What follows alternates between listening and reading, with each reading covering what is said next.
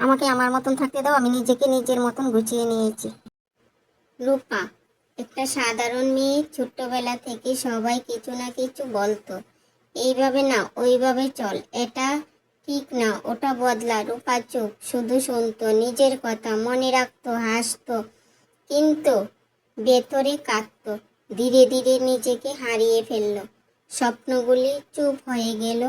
একদিন রাতে রূপা আয়নার সামনে দাঁড়ালো, নিজেকে দেখলো, চোখে জল এলো, মনে একটা প্রশ্ন, আমি কোথায়? সেই মুহূর্তে কিছু একটা বদলালো। সে বলল, যা ছিল না ছিল না, আমি চাই না, যা আছে সেটা আমার, সেটা যথেষ্ট। পরের দিন রূপা বদলালো না, অন্যর কেউর না, সে নিজের মতন হলো।